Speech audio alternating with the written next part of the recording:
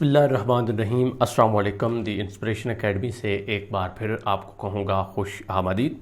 Students, paper को किस तरह से तैयार करना है और उसको अटेम्प्ट कैसे करना है, ये बहुत ही ज़रूरी और अहम सवाल है।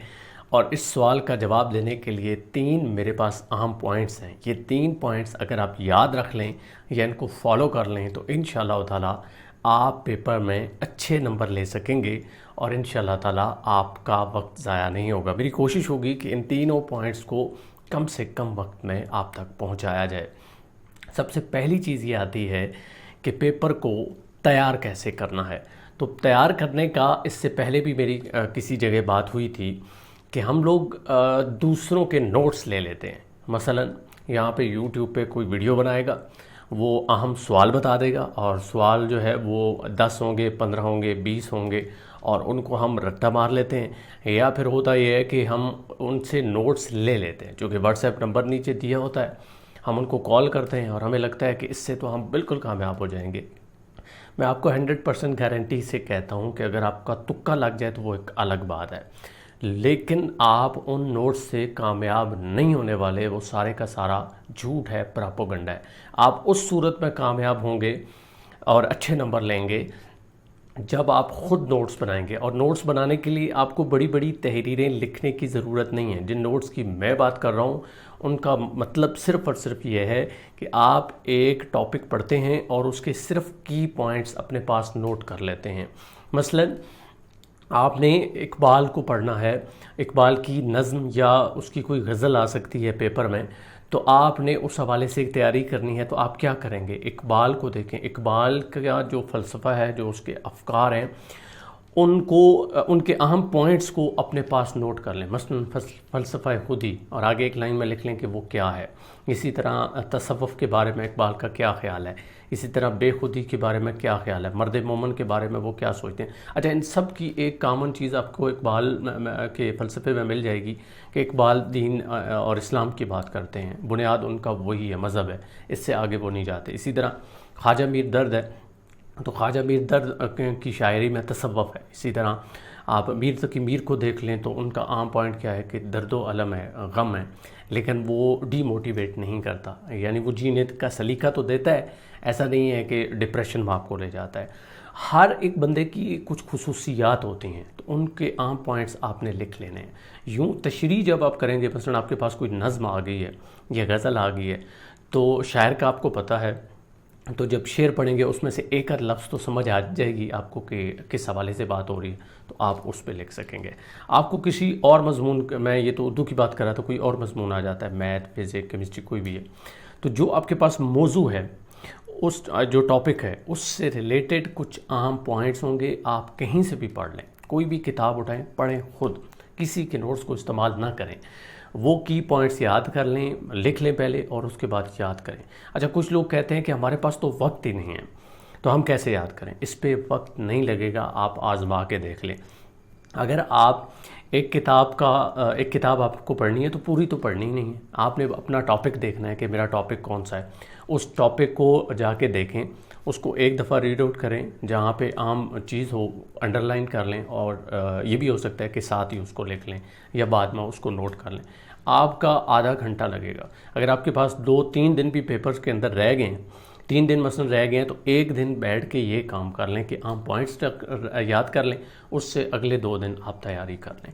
यूँ अगर आप तैयारी करेंगे तो मैं आपको गारंटी से कह रहा हूँ कि आप नाकाम नहीं होंगे। लेकिन अगर आप किसी पे डिपेंड करेंगे तो आप नाकाम होंगे। ख़ास तौर पर तनकीद का पेपर जो है उसके बारे में ये बात की जाती है। इसी तरह अरेबिक का पेपर है, फ़ारसी का पेपर है, या ये नज़्म व नस्र या सलीब की जो तशरीह वगैरह आती है, इसमें आप लोगों को मसला आता है। तो मैंने आपको हिंट दे दिया है कि अगर आपने तशरीह करनी है तो नज़्म या गज़ल जो है उसका जो शायर है उसके बारे में आपको मालूम होना चाहिए और उसी तरह की चीज़ें आपने वहाँ जाके लिखनी है। इसी तरह कोई मज़मून है, वो मज़मून किसने लिखा है और उस मज़मून में क्या अहम और की पॉइंट्स आ सकते हैं, क्या उसकी हेडिंग्स आ सकती हैं, अगर वो आपको पता है तो उससे आगे आप ख़ुद लिख सकेंगे। तो ये हो गया पेपर तैयार कैसे करना है। अगेन मैं ये कहूँगा कि किसी पे डिपेंड ना करें। दूसरी जो चीज़ है یہ کوئی بھی بندہ میرے خیال میں نہیں اپناتا، 99% لوگ اس کو فالو نہیں کرتے، لیکن میں آپ کو سجیسٹ کروں گا کہ اس کو فالو کرنا ہے، اور یہ ہے پیپر کا خاکہ بنانا۔ خاکہ بنانے سے مراد یہ ہے کہ کل آپ کا پیپر ہے تو آج ہی آپ بیٹھ کر ایک سکیچ بناتے ہیں۔ اسکیچ کس چیز کا؟ کہ آپ نے جتنی تیاری کی، جو بھی آپ کو یاد ہے، اس کو آپ لکھیں گے کیسے، ایک صفحے پہ کتنی ہیڈنگز دیں گے، کتنے شعر لکھیں گے، ایک سوال کے کتنے صفحات آپ نے لکھنے ہیں، یہ آپ کو پہلے سے پتہ ہونا چاہیے۔ کیوں؟ کیونکہ جس دن آپ نے پیپر دینے جانا ہے میکسیمم آپ کے پاس 3 گھنٹے ہوں گے، اور کچھ پیپرز ایسے بھی ہوتے ہیں جن میں 2 گھنٹے آپ کے پاس ہوتے ہیں، تو ٹائم مینیج وہاں پر نہیں ہوتا، چونکہ وہاں ہوتا یہ ہے کہ جو سوال ہمیں اچھا آتا ہے اس کے لیے ہم 7 صفحے لکھ دیتے ہیں، 6 صفحے لکھ دیتے ہیں، اور اس سے اگلے سوال ایک صفحے کے، اور جو آخری سوال آتا ہے اس کو تو بس ہم جلدی جلدی میں، اور وہ ہمیں خود بھی نہیں سمجھ آتی اگر ہم دوبارہ اس کو پڑھیں، پڑھنے کا تو خیر وقت ہی نہیں ہوتا، اگر پڑھیں تو ہمیں خود بھی نہیں سمجھ آئے گی، تو ایگزامینر کو کیسے سمجھ آئے گی، وہ ہمیں کس طرح نمبر دے گا؟ تو اس لیے اعتدال کے ساتھ آپ نے چلنا ہے، اور سکیچ پہلے سے بنا لینا ہے۔ ایک دن پہلے ہی سوچ لیا کہ اس سوال کی میں نے اتنی ہیڈنگز دینی ہیں، اس صفحے پہ اتنا دینا ہے، اور میں نے میکسیمم 4 صفحے لکھنے ہیں، دوسرے کے بھی 4 لکھنے ہیں، تیسرے کے بھی لکھنے ہیں، 5ویں کے بھی لکھنے ہیں۔ اچھا، اس کے لیے میں آپ کو ایک مثال دے دیتا ہوں۔ ریسنٹلی میرا ایگزام ہوا، وہ ایم فل لیول کا تھا، تو میری عادت ہے جس طرح یہ سکیچ بنا کے جانے کی، تو میں نے پہلے ہی سوچا ہوا تھا کہ 4 سے 5 صفحے میں نے لکھنے ہیں، تو میں نے 4 صفحات پہ پہلے کا بھی جواب لکھا، دوسرے کا بھی لکھا، تیسرے کا، اسی طرح 4 سوال تھے ان کا لکھا۔ اسی طرح ایک اور دوست تھا، تو اس نے جو جواب لکھا وہ ٹوٹل 1.5 صفحے کا لکھا۔ 1-2 ایسے بھی سوال تھے جس میں 1.25 صفحہ اس نے لگایا، صفحے سے مراد ایک سائیڈ ہے، وہ جو پیج آپ کو ہوتا ہے ایک سائیڈ میں کہہ رہا ہوں، 2 سائیڈیں نہیں، ایک سائیڈ۔ تو اس نے 1.5 صفحہ لکھا اور میں نے 4 لکھے۔ جب ہمارے نمبر آئے، چونکہ سیمیسٹر سسٹم میں نمبر جلدی آ جاتے ہیں، جلدی چیک ہو جاتے ہیں پیپر، تو میرے اور اس کے نمبروں میں 1-2 نمبروں کا فرق تھا، اس کے زیادہ تھے۔ ایک پیپر میں ایسا تھا کہ ہمارے برابر تھے، اور ایک پیپر میں اس کے 1 یا 2 نمبر مجھ سے زیادہ تھے۔ اب ایسا کیوں ہوا؟ اس نے جو 1.5 صفحہ لکھا وہ جامع لکھا، یعنی ساری کی ساری باتیں جو سوال کے بارے میں اس سے پوچھی گئی تھیں وہ اس نے 1.5 صفحے میں لکھ دیں، اور میں نے وہی باتیں 4 صفحے لیے۔ اس کا مطلب یہ ہرگز نہیں ہے کہ آپ نے 1 صفحہ ہی لکھنا ہے یا 1.5 صفحے، اس کا مطلب صرف یہ ہے کہ اس چیز پہ ڈیپینڈ نہیں کرتا کہ آپ نے کتنے صفحات لکھے ہیں، بلکہ ڈیپینڈ اس چیز پہ کرتا ہے کہ آپ کو آتا کتنا ہے۔ 1.5 صفحے کی تو ریکمنڈیشن میں بالکل آپ کو نہیں دوں گا، لیکن یہ دوں گا کہ کم از کم 4 صفحے لکھیں، اور اگر آپ کی سپیڈ اچھی ہے تو 5 لکھیں، لیکن سب کے لیے صفحات آپ کے سیم ہونا چاہیے۔ ہر سوال کو اتنی ہی اہمیت دیں تاکہ آپ کے نمبر برابر آئیں۔ اب اگر آپ 3 سوال یا 2 سوال کو اچھا لکھتے ہیں، ان میں سے آپ کو 20 میں سے 15 نمبر آ جاتے ہیں، اور باقی آخری جو ہیں ان میں سے 5 نمبر آتے ہیں، تو آپ پاس کیسے ہوں گے؟ کیسے اچھے نمبر آئیں گے؟ تو اس لیے اعتدال کے ساتھ آپ نے چلنا ہے، اور پہلے ہی سکیچ بنا لینا ہے کہ آپ نے پیپر کو کس طرح سے لکھنا ہے، اور کوشش کرنی ہے کہ پیپر کو پرسکون طریقے سے لکھیں تاکہ آپ کی پریزنٹیشن اچھی ہو۔ اور پرسکون طریقے سے لکھنے کے لیے یہ ضروری ہے کہ آپ 6 صفحات کے بجائے 4 صفحے لکھیں، 5 کے بجائے آپ 1 کم کر لیں، 4 لکھیں، 4 سے کم کوشش کریں نہ لکھیں۔ لیکن اگر آپ کی سپیڈ اچھی نہیں ہے تو بے شک 3 لکھ لیں، لیکن وہ 3 ایسے صفحے ہوں جو جامع ہوں۔ اور اس کے بعد جو ایک اور چیز آپ کی طرف آپ نے دھیان دینا ہے اس کی طرف، وہ یہ ہے کہ 99% ایسا ہوتا ہے جو آپ نے سوال پڑھے ہوتے ہیں وہ سوال نہیں آتے۔ اب ایسا کیوں ہوتا ہے؟ سوال ایکچولی وہ چینج کر دیتا ہے، جس طرح آج کل دیکھ لیں تو چیٹ جی پی ٹی آیا ہوا ہے، اے آئی کا دور ہے، آرٹیفیشیل انٹیلیجنس کی بنیاد پہ آپ ایک ٹاپک دے دیں چیٹ جی پی ٹی کو، آپ کہیں کہ نظریہ عشق، اقبال کا نظریہ عشق، آپ کو وہ 100 سے زیادہ سوال بنا کے دیتے گا صرف اس ایک کی ورڈ کے اوپر۔ تو جو آپ کا ایگزامینر ہے، کیا اس کو یہ نہیں پتہ؟ ویسے بھی ایگزامینر تو بہت تیز ہوتے ہیں ماشاءاللہ، ان کا مطالعہ اچھا ہوتا ہے، تو وہ خود سے بھی بنا سکتے ہیں۔ تو سوال سم ٹائم وہی ہوتا ہے لیکن اس کو تبدیل کر دیا جاتا ہے، اور آپ جا کے وہاں یہ رونا رو رہے ہوتے ہیں کہ میں نے تو جو چیز تیار کی تھی وہ آئی نہیں ہے۔ اور اسی وجہ سے میں نے آپ کو سٹارٹ میں کہا تھا کہ جب تیاری کرنی ہے تو عام سوالوں پہ نہیں بلکہ موضوعات کو آپ نے چھیڑنا ہے، شاعر کو آپ نے پڑھنا ہے، اس کے افکار کو پڑھنا ہے، تاکہ آپ کو جنرل انفارمیشن وہ ساری ہو، اور پھر اس کو آپ کو سکون کے ساتھ کوئی بھی سوال آتا ہے اس میں کی پوائنٹ تو ہوتا ہی ہے ایک، مثلا آپ نے سوال پڑھا، بے شک پورے سوال کی نہیں سمجھ آئی، لیکن اس میں پتہ چل گیا کہ یہ نظریہ عشق، تصوف، خودی یا کسی اس طرح کی چیز کی طرف اشارہ ہو رہا ہے، تو آپ اس موضوع کو پکڑ لیتے ہیں اور اس پہ ساری چیزیں لکھ لیتے ہیں۔ مثلا تنقید ہے، تنقید کی اقسام کی بات آتی ہے، یا تنقید ہے کیا، اس میں یہ سوال وہ کہہ دیتا ہے کہ مبادیاتی تحقیق پہ بات کریں، یا کوئی اور اس طرح کا متبادل لفظ استعمال کر دیتا ہے، لیکن آگے تحقیق کا ہی ذکر آتا ہے یا تنقید کا ہی ذکر آتا ہے، تو آپ سمجھ جائیں کہ پوچھا آپ سے وہی جا رہا ہے، بس گھما پھرا کے آپ سے پوچھا جا رہا ہے۔ تو سوال وہی ایگزیکٹلی بالکل بھی نہیں آئے گا، ہر بار چینج ہو کے آئے گا، آپ کو موضوع آنا چاہیے۔ یہ سب سے عام اور خاص بات ہے، اس کی میں مثال دے دیتا ہوں۔ آپ کسی بڑے انٹرویور کو سنیں، جس طرح یہ عمران خان کو آپ کبھی سنیں جب ان سے کوئی سوال کرتا ہے، یا کسی چلیں نواز شریف آپ کا فیوریٹ ہے اس کو سن لیں، یا کوئی بھی اینکر ہے۔